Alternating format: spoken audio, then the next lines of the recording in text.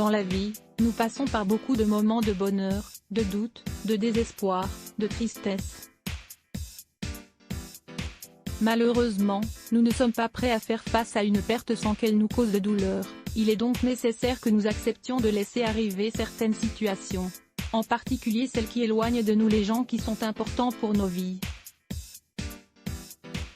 Il existe différents types de pertes, le passage d'une école à une autre, la séparation des parents, la perte d'un travail, s'éloigner des gens que nous aimons. La plus difficile à surmonter est la perte d'un être cher.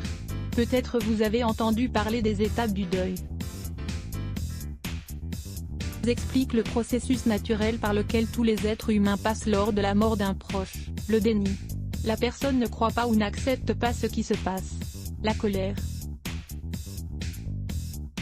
La personne est en colère contre tout ce qui touche à la personne qui est décédée, le temps et la situation. La négociation.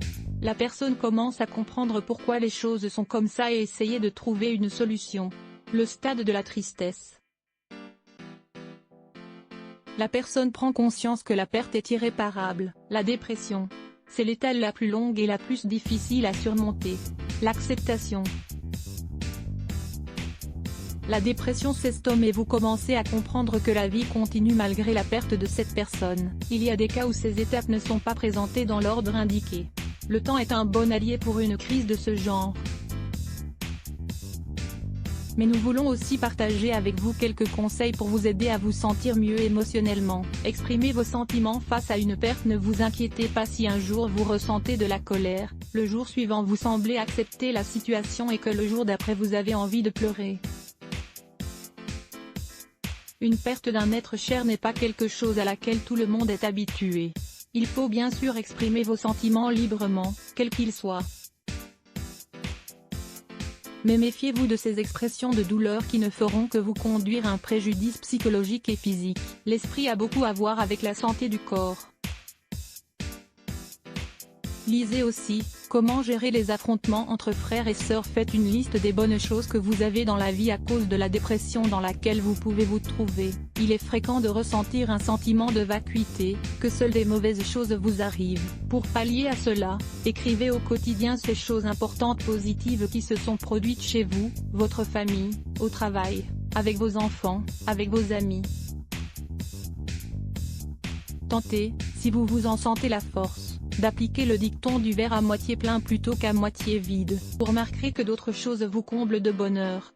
Essayez de ne pas rester loin de votre famille et amis. Ils vous donneront l'amour dont vous avez besoin. Ils comprennent très bien ce que vous traversez et peuvent vous aider à aller mieux avec le temps. Face à une perte, ne vous condamnez pas à l'amertume. Certaines personnes vivent un deuil très lourd pendant de nombreuses années, toujours vêtues de noir, refusant la possibilité de s'amuser et de partager des moments heureux avec les autres. Ne prenez pas exemple sur elles. Au contraire, essayez de trouver des situations salvatrices afin d'éviter de retomber dans la dépression. Faites attention à votre santé en période de dépression. On n'a pas envie de manger, on n'a pas sommeil et on néglige même notre apparence. Mais il faut penser que la dernière chose dont vous avez besoin maintenant est de tomber malade. Il faut donc bien manger et dormir le nombre d'heures recommandées.